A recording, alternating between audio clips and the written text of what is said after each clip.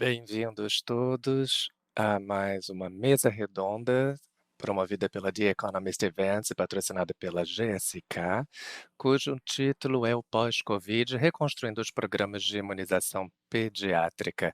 Essa sessão ela vai reunir um painel de especialistas para identificar que ações precisam ser realizadas pelos principais atores no ecossistema de vacinas na Argentina, no Brasil e no México. Muito obrigado, GSK, por generosamente patrocinar essa sessão. Ele é um evento que faz parte de uma série em 2 partes, extensão da Economist Intelligence Unit e do seu relatório sobre as lacunas da imunização pediátrica, também patrocinado pela GSK. O relatório examina o risco de surtos de doenças preveníveis por vacina em economias emergentes num cenário de pandemia.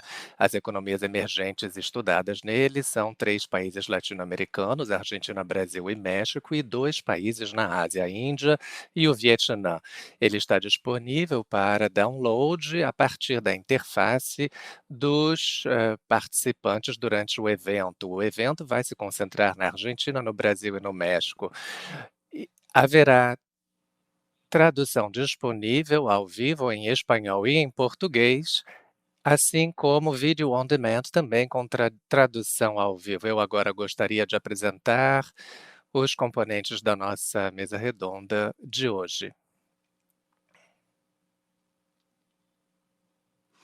Temos a doutora Heidi Larson, diretora do The Vaccine Confidence Project e professora no departamento de epidemiologia de doenças infecciosas na London School of Hygiene and Tropical Medicine, no Reino Unido. A doutora Alejandra Gaiano também, pediatra especializada em doenças infecciosas, atuando no Hospital Materno-Infantil de San Isidro, na Argentina.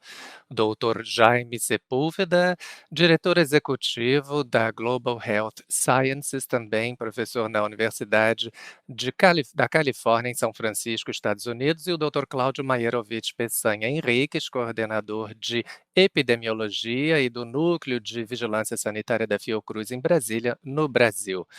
Como todos nós sabemos, a imunização, os programas de imunização infantil são algo fundamental para o desempenho eficaz dos sistemas de saúde. A pandemia de Covid-19 e a disrupção que ela causou impediu a entrega de elementos importantes nos cuidados com a saúde, incluindo os programas de vacinação.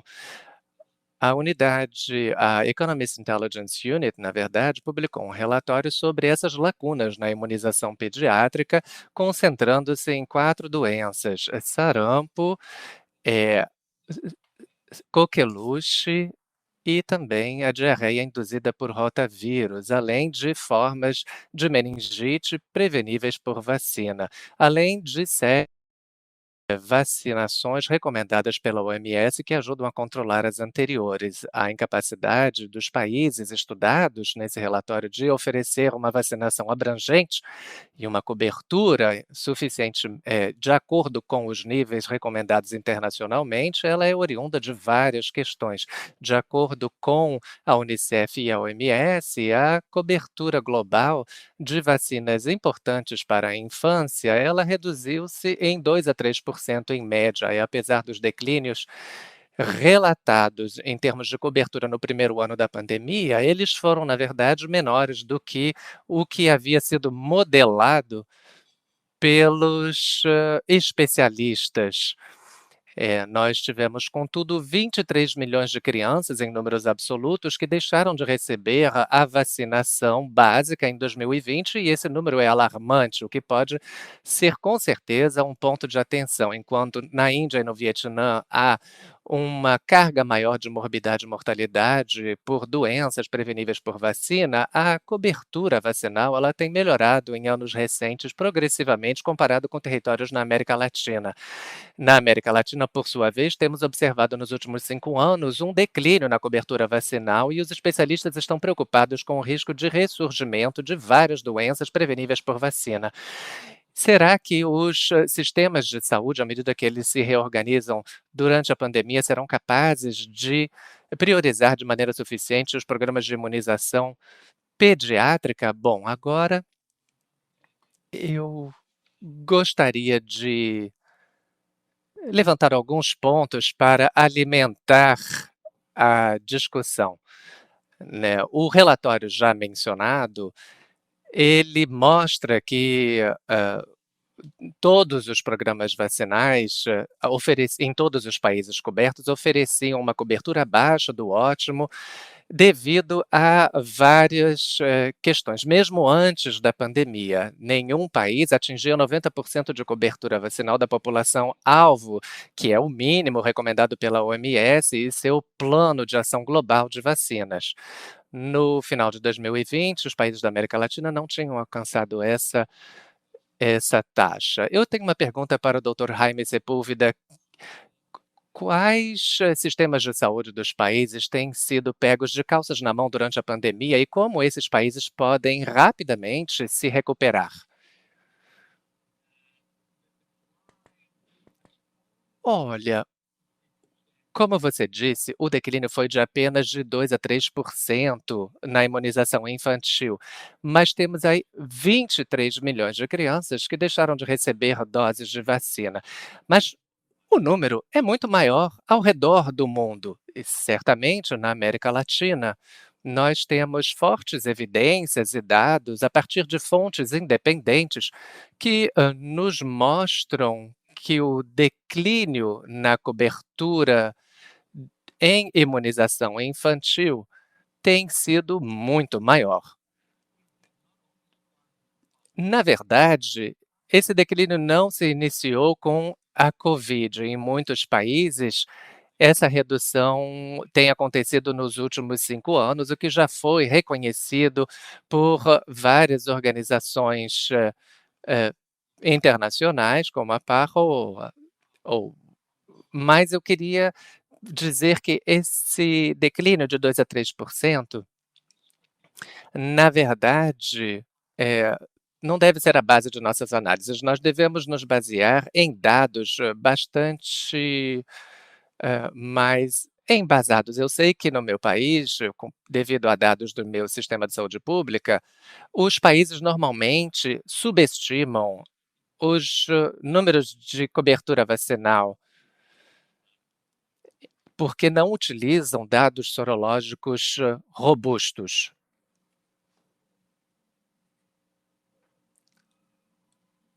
Muito obrigado pela sua resposta. Isso é muito importante, especialmente nos países que foram impactados mais fortemente pela pandemia.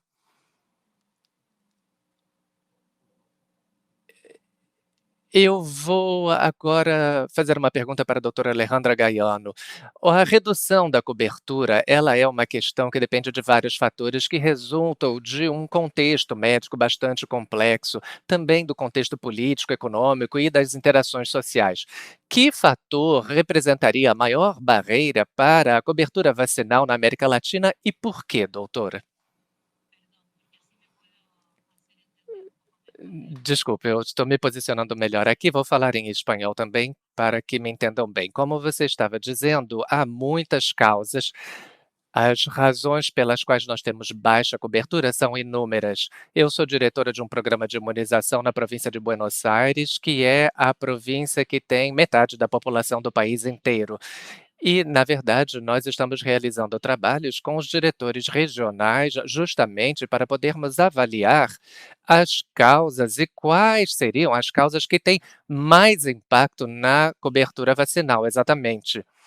Eu poderia dizer que, pelo menos no nosso país, a questão social e econômica e as dificuldades de acesso ao sistema de saúde são as que têm maior impacto.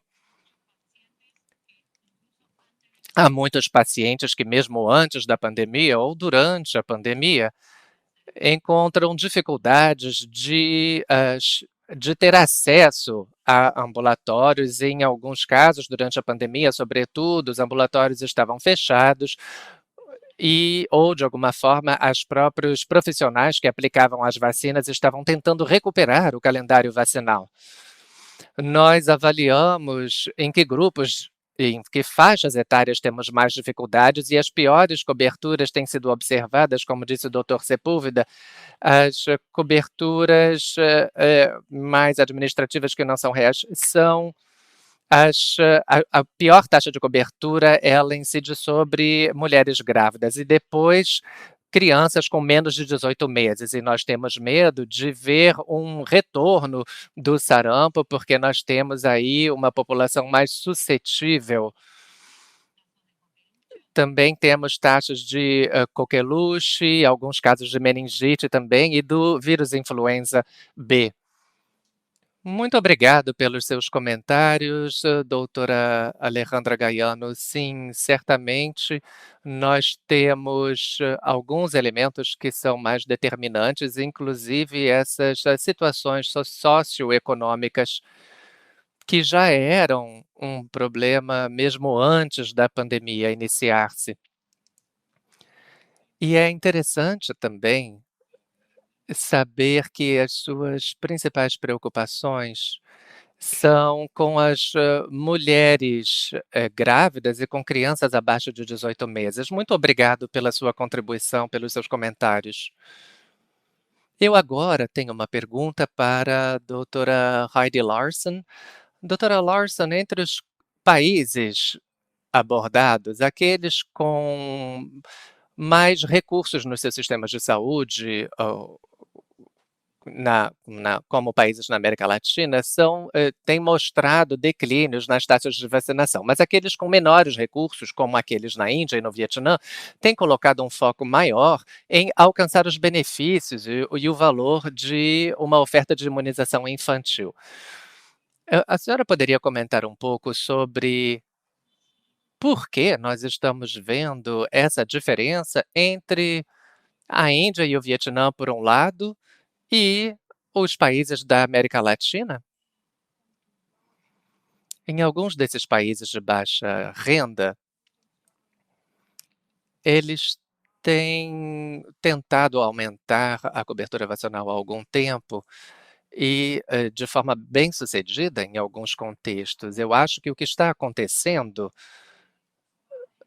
nos países latino-americanos é que essa região tem sido historicamente, muito importante em termos de imunização infantil,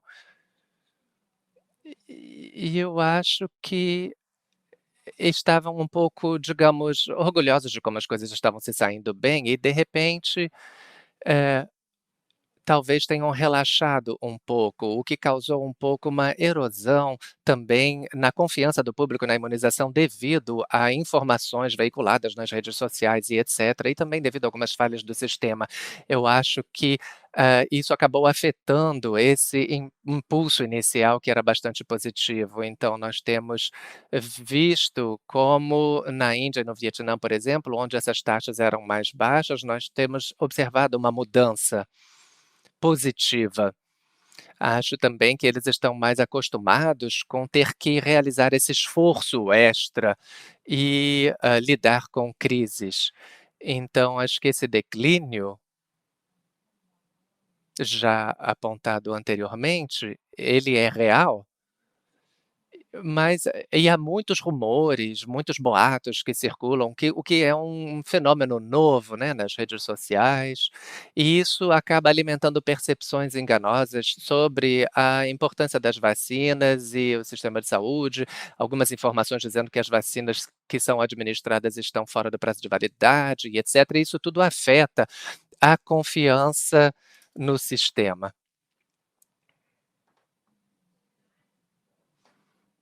Muito obrigado, doutora Heidi Larson, por, pela sua resposta. É a primeira vez que eu vejo esse tipo de ocorrências com a cobertura vacinal em alguns países.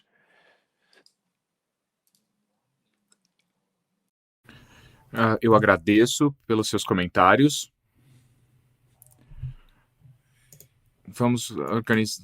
Organizamos os participantes, como eles estão registrados aqui para compartilhar até que ponto eles sentem que a imunização sofreu uma perturbação pela pandemia da Covid-19.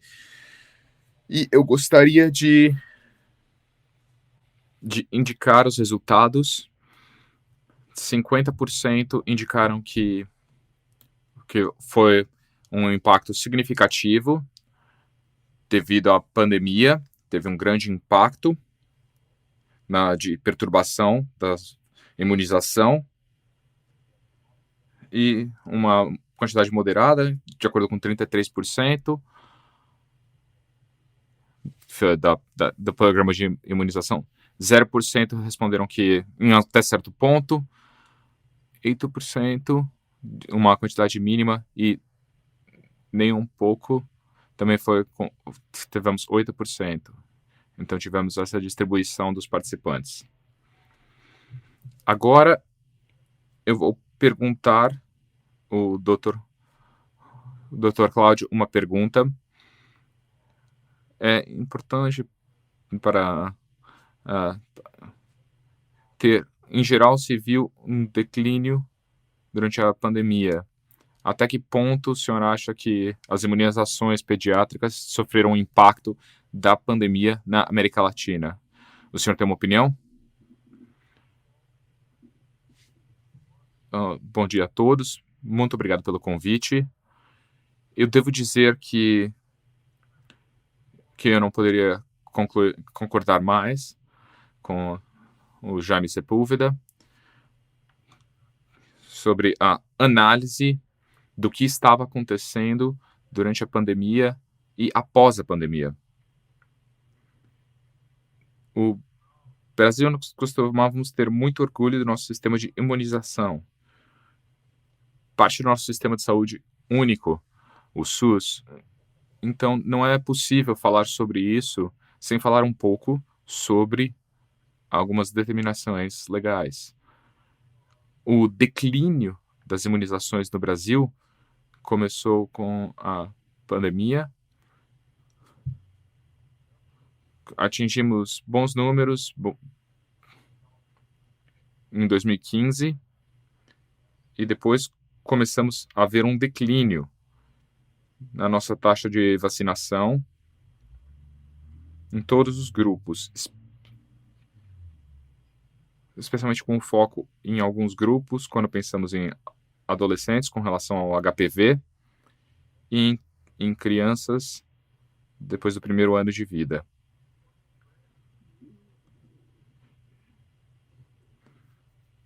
Já era um motivo de preocupação isso que estava acontecendo com a nossa cobertura vacinal antes da pandemia.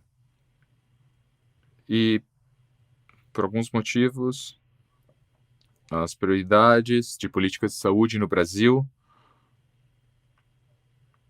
e no setor de saúde, nós vemos também um declínio dos investimentos em estratégias de saúde primária e na assistência primária, em termos de programas e serviços.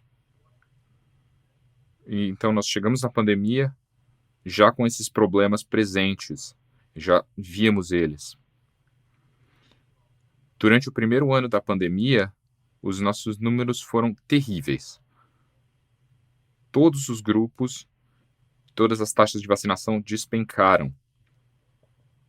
Eu não acredito que nós possamos recuperar isso nos próximos anos. É muito difícil se concentrar em um grupo. Aconteceu em todos os grupos. Até mesmo o que costumava ser muito bom no nosso programa, que era a vacinação de crianças com menos de 1 ano de idade, também se perdeu. E o motivo para isso, acredito eu, são os mesmos em muitos países. As pessoas foram aconselhadas a não sair de casa, a não comparecer a serviços de saúde devido ao RINC, e não ter o plano ir nessa situação, e também não tínhamos nenhum plano de comunicação ou estratégia para trazer as pessoas de volta. Então, agora no próximo ano, quando finalmente pudermos voltar a algo próximo ao normal, nós teremos um imenso backlog com adultos vacinados, crianças, que tentando trazer de volta. Obrigado, isso é ótimo. Isso é excelente para ver quem vai ter a minha próxima pergunta com o Dr. Sepúlveda. Dr. Sepúlveda, quais são os desafios que foram cobertos? E qual é o desafio? O desafio é... Os desafios permanecem. Temos os desafios que já foram superados. E antes de entrar nisso, Márcio, eu gostaria de fazer um follow-up com algo que os meus distintos colegas já mencionaram. E a Heidi mencionou que o hemisfério norte, as Américas, foram o exemplo do que é o sucesso vacinal. E, de fato, o continente das Américas, e de erradicar a varicela muito antes de ter sido erradicada do resto do mundo. O mesmo aconteceu com a polio e depois com o sarampo. Por que isso? Nós tivemos uma liderança continental muito forte, datando desde o Dr. Guerra de Macedo e Jorge Lin, e principalmente no Brasil, o nome Ciro de Quadros, que foi absolutamente incrível como líder em fazer com que todos se unissem para se livrar da pose, se livrar do sarampo e ter uma taxa de vacinação muito alta, uma cobertura vacinal muito alta. Então, a liderança é o componente mais essencial numa base regional. E, por fim, eu queria comentar também sobre a definição de cobertura. Porque cobertura na vacinação, nas imunizações, é usada por diferentes pessoas de formas diferentes. O que importa é vacinação no momento correto, no forma oportuna, que as vacinas sejam fornecidas quando são necessárias e que sejam recomendadas. Quando pegamos a tríplice bacteriana, DPT-3, como o indicador mais usado de cobertura vacinal, não é o mesmo se as 3 doses da vacina forem administradas no primeiro mês de vida do que se você estiver contando crianças abaixo dos 5 anos de idade para a cobertura dessa vacina. Então, esse é um comentário final. Quais desafios já foram superados? Bem, não muitos, na verdade. Eu acho que nós estamos caminhando para trás. Que desafios ainda permanecem? Eu diria claramente um desafio político e também há uma questão de suprimento de vacinas. É uma distração ter a Covid em termos de produção de vacinas para imunização de crianças. E, por fim, há alguns desafios econômicos. E a região está enfrentando desafios econômicos, e isso vai de encontro à compra atempada de todos os produtos biológicos, de todas as vacinas que são necessárias. Se você olhar num gráfico, poderá ver que a corte de nascimento continua igual, porém, a compra de vacinas varia ao longo do tempo. Então, há momentos em que há uma ausência de estoque, falta de fornecimento, e as crianças perdem essa vacinação no momento oportuno. E esse é um ponto que poderia levar ao ressurgimento de algumas dessas doenças que já foram eliminadas no continente. Eu vou parar minha participação aqui. Muito obrigado, Dr. Sepúlveda. pelos seus comentários. Eu gostaria de passar agora para os domínios que foram avaliados no nosso relatório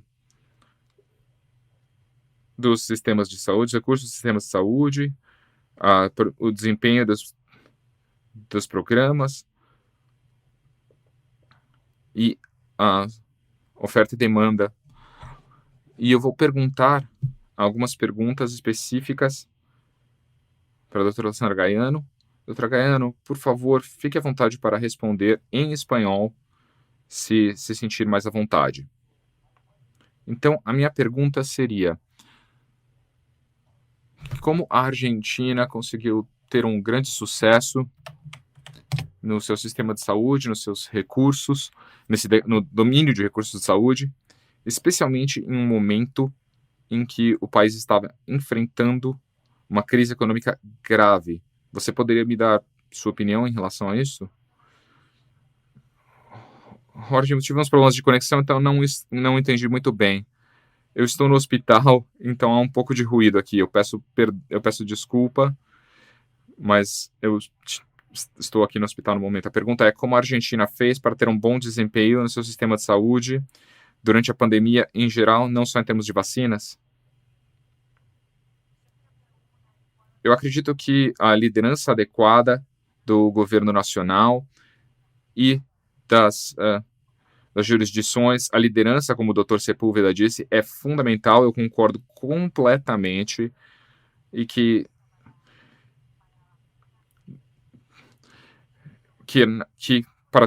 a liderança adequada é essencial na América Latina para que se ter esses recursos, ter esse fortalecimento do sistema de saúde.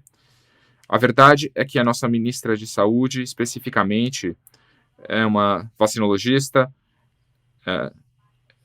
Ela foi, com liderança dela como ministra da Saúde, me parece que ela foi fundamental. E houve também uma liderança da província de Buenos Aires, que é a maior e mais pobre província. Nós temos aproximadamente 40 milhões de habitantes, e 18 milhões de habitantes vivem na província de Buenos Aires, onde há indicadores de pobreza que são bastante altos. E, se antecipando a essa situação de uma possível saturação do sistema de saúde, foram abertos hospitais, foram abertos leitos, foram comprados aparelhos de ventilação mecânica, fizemos o treinamento atempado de muitos laboratórios para poder fazer as técnicas de biologia molecular para diagnóstico.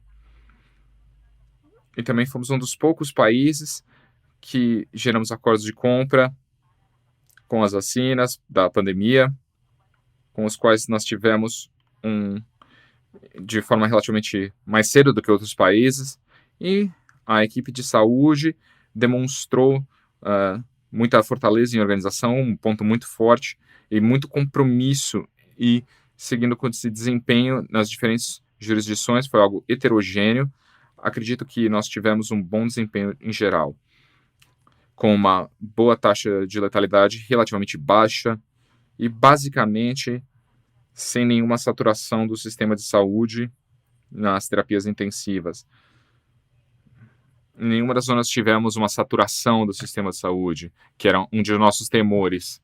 E em relação à campanha de vacinação de Covid, ela foi organizada de uma forma extremamente precoce. Antes de termos as vacinas, já estávamos organizando, antes que soubéssemos quais eram as vacinas candidatas.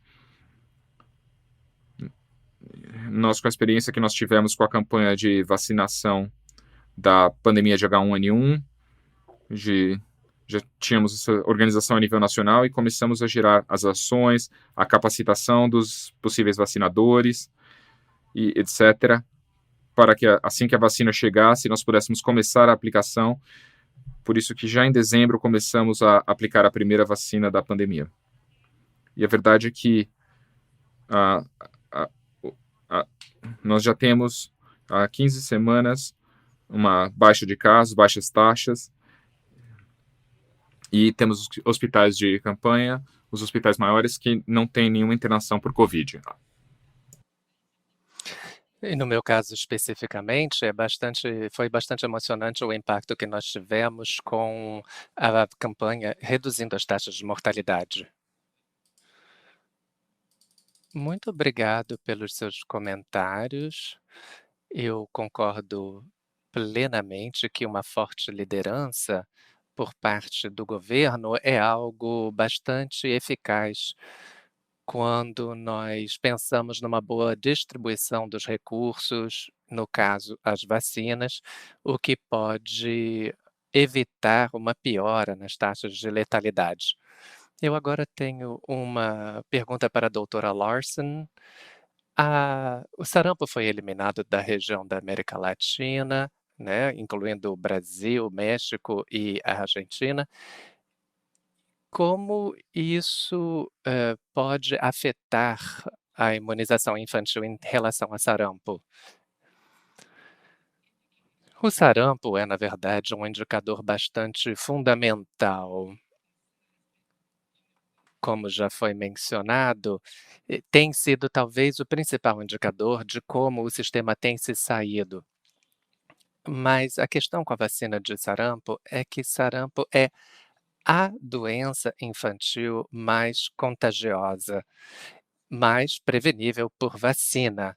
E nós queremos sempre estar muito atentos à evolução dessa doença.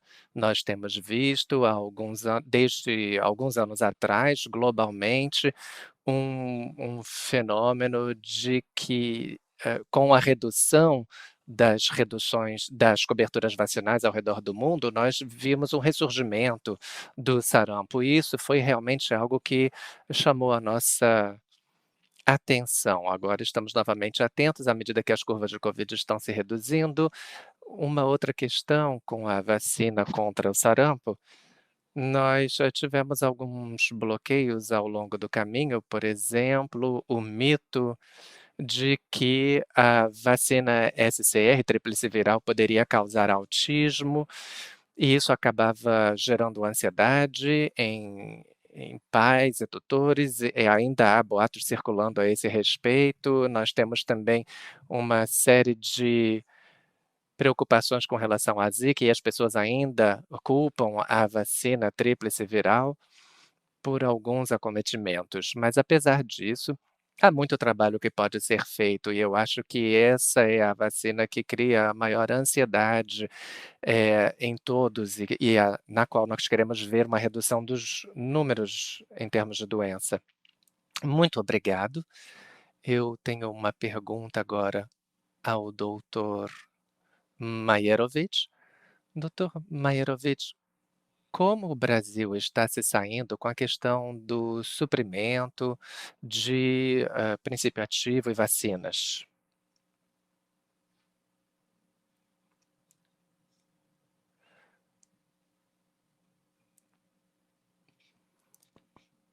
O Olha, nós temos, visto algo importante no Brasil acontecendo, na verdade 2, 3 anos atrás aconteceu algo, não havia uma falta de vacinas, não havia nenhuma ruptura no fornecimento, mas as pessoas nessa época simplesmente levavam seus filhos aos serviços de saúde e e mas não tínhamos naquela época um movimento anti-vacinal ou pessoas que alegavam consequências da vacina.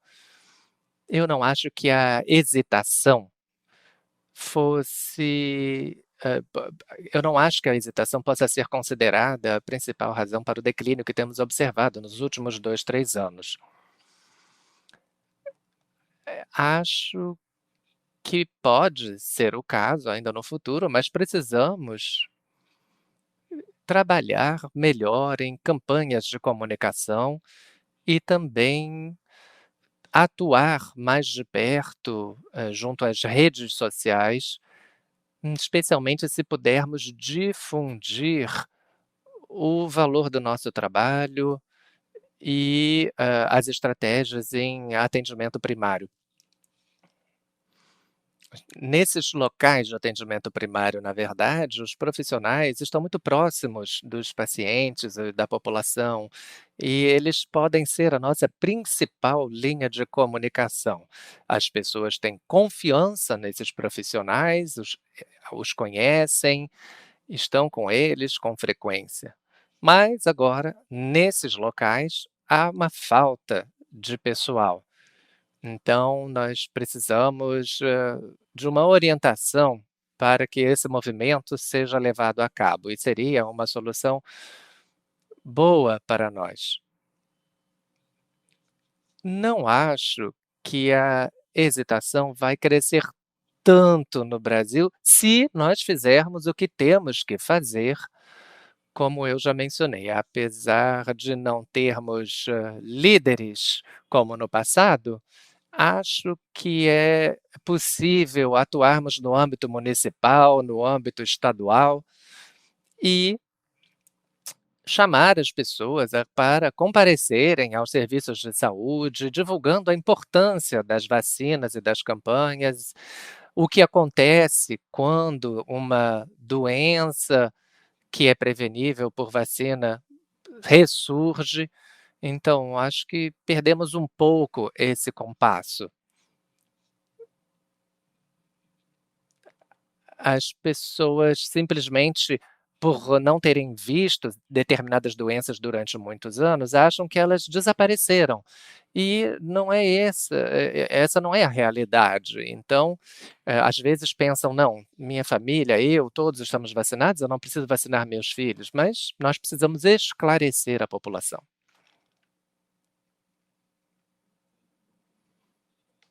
Muito obrigado, doutor Maierovitch.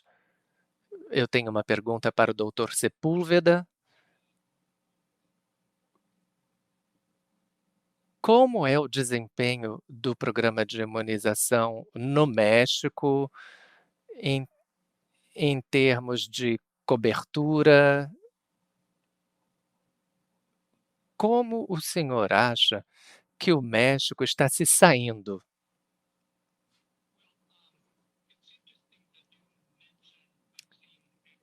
Interessante que você tenha mencionado na sua pergunta equidade vacinal.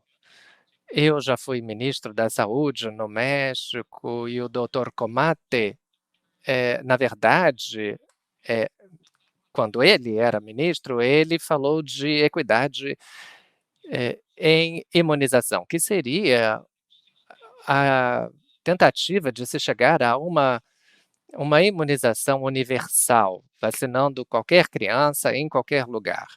Nós acabamos, sendo induzidos a erro pelos dados administrativos, achando que tínhamos uma cobertura contra sarampo adequada. Na época, achava-se que 80% era suficiente para uma imunidade de rebanho.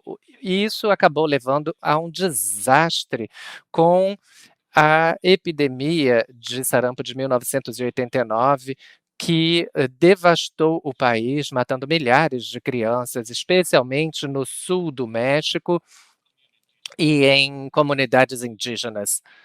Isso levou à criação do Programa de Imunização Universal, com uma noção embutida de equidade em vacinação. Nós não nos fiamos mais em dados administrativos. Nós, a partir de pesquisas, coletamos amostras sorológicas de crianças para termos certeza de que as crianças haviam desenvolvido anticorpos às vacinas que haviam sido inoculadas.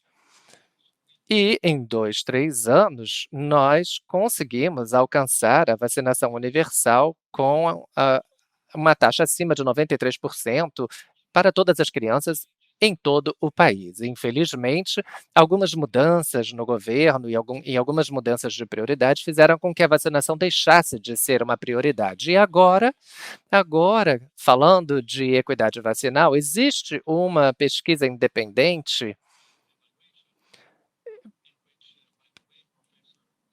Existe um estudo independente por um instituto no qual o Dr. Larson é, professor, que, examina uma avaliação independente de cobertura vacinal em comunidades indígenas. A partir dessa abordagem, eles perceberam que apenas cerca de 80% das crianças estavam adequadamente imunizadas.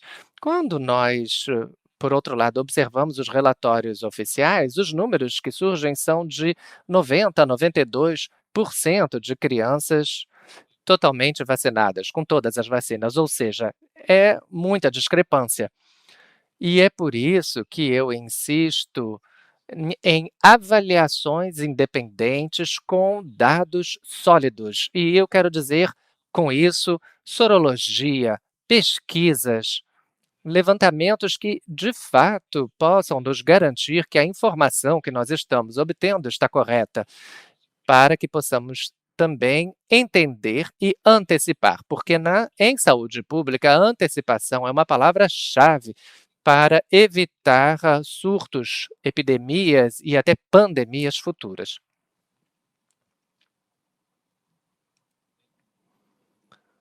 Muito obrigado pelos seus comentários, doutor Sepúlveda.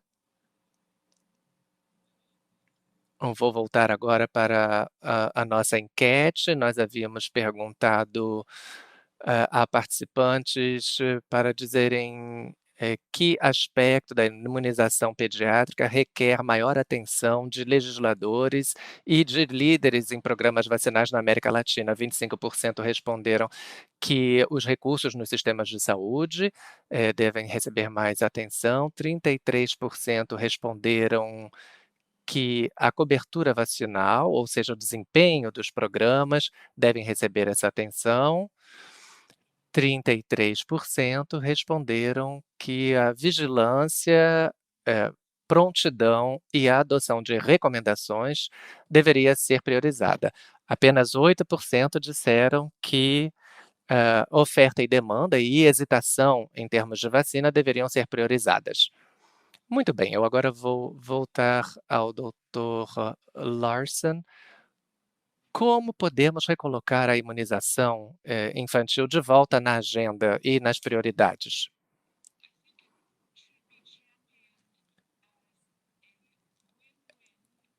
Acho que ela deveria ser considerada como uma situação onde todos ganham. Quando falamos em recuperação da Covid, se nós queremos ter garantia da segurança para a vida dessas crianças e segurança para o retorno às atividades normais, não necessariamente voltar ao que nós éramos ou que a região era antes da Covid, mas para uma situação melhor. Acho que poderia haver campanhas muito boas para voltar a retornar a investir, né, voltar a investir nessas campanhas de imunização. Acho que os países podem inclusive utilizar isso contra um pouco esse clima mais cinzento causado pela pandemia, porque nós conseguimos ver o progresso, nós conseguimos contabilizá-lo e acho que seria uma maneira bastante valiosa de trabalhar algo que historicamente tem se observado. As crianças do futuro poderiam ser uma excelente campanha. Também gostaria de falar de uma das minhas campanhas favoritas contra a Covid no mundo, que é a da Bolívia, quando falava-se de doses da esperança. E acho que esse sentimento de esperança no projeto de confiança em vacina que nós lançamos, ele está presente. Nós temos também um grupo de pesquisas sobre os determinantes emocionais de saúde. A pandemia de Covid, ela expôs toda uma série de sentimentos como medo, ansiedade e raiva, como inibidores de adesão à vacinação. Por outro lado, sentimentos positivos como esperança podem encorajar a participação da população nas campanhas de vacinação. Eu acho, portanto, que isso pode representar uma excelente oportunidade. Sim, muito obrigado, doutora Lawson. Essa mensagem de esperança, uma mensagem positiva, incentivaria as pessoas a aderir à vacinação. Muito obrigado pelos seus comentários. Agora eu gostaria de perguntar ao Dr. Maerovic. Dr. Maerovic, como o Brasil pode avançar com a proposta de exigir vacinações infantis, exigir os registros para entrar na escola? Poderia me dar a sua opinião?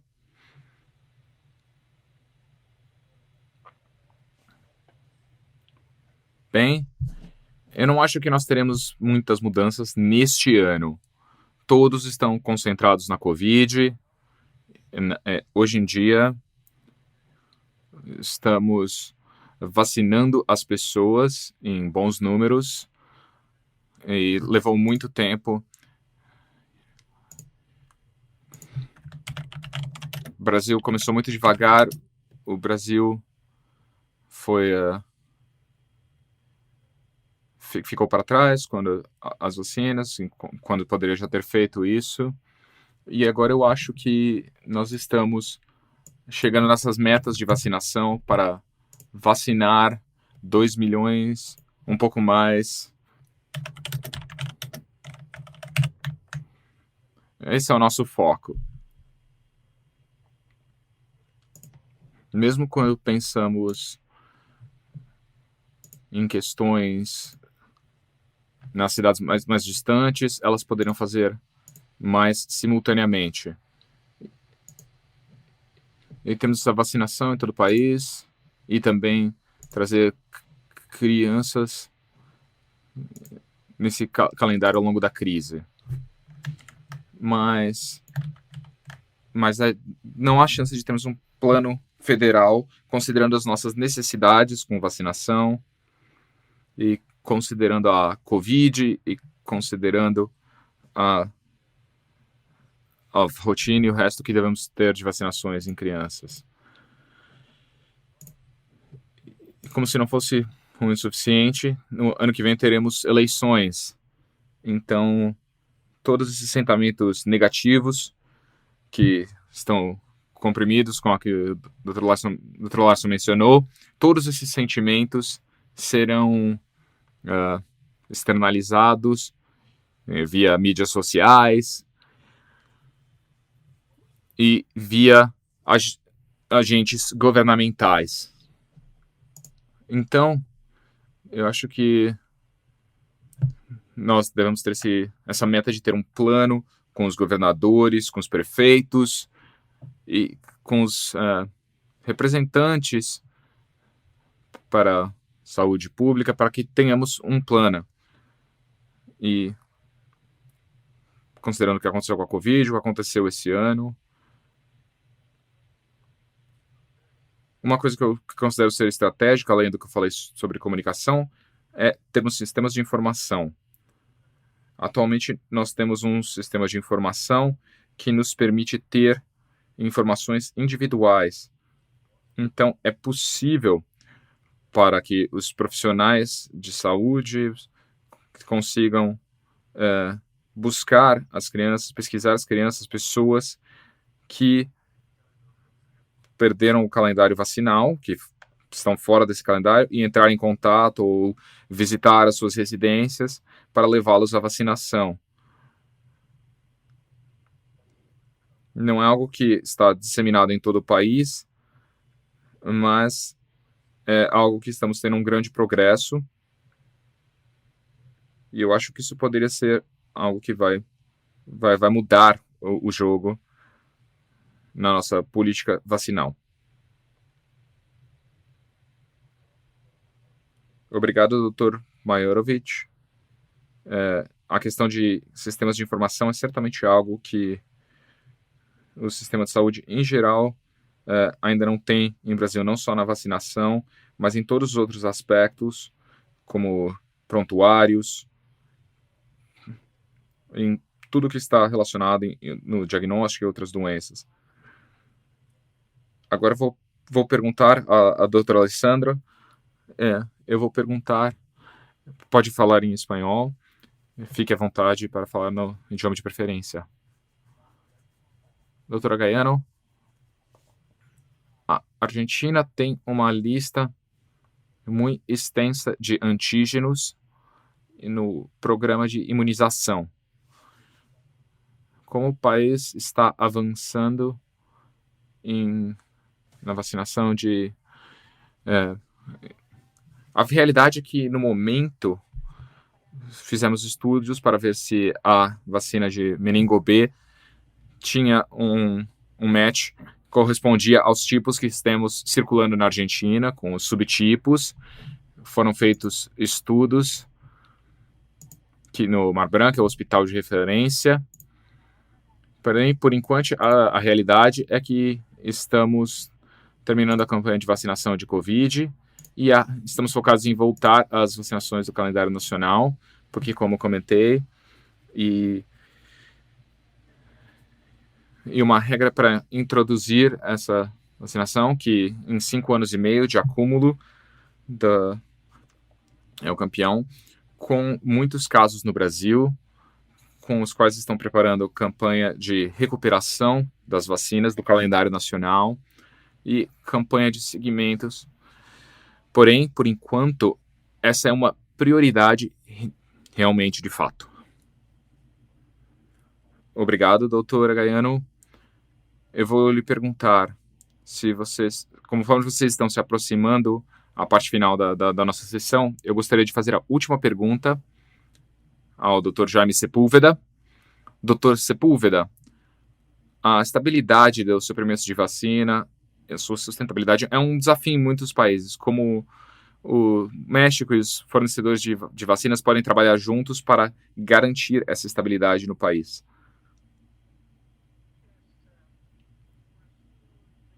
Sim, o Brasil, o México e a Argentina devem ter algum tipo de soberania vacinal.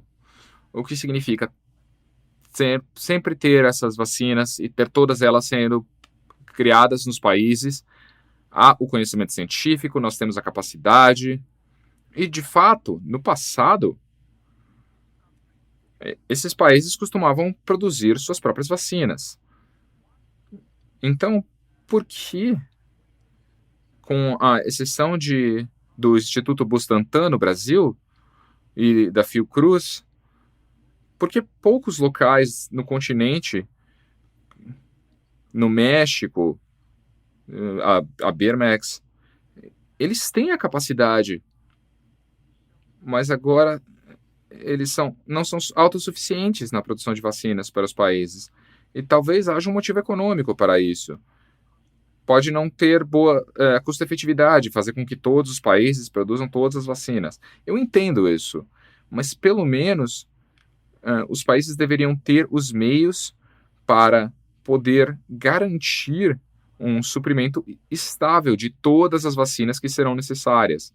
Então, eu acho que o Congresso deveria assumir a liderança aqui e obrigar, ter uma alocação financeira, uma dotação, para garantir a compra de vacinas ano após ano e ter algum tipo de orçamento protegido para isso.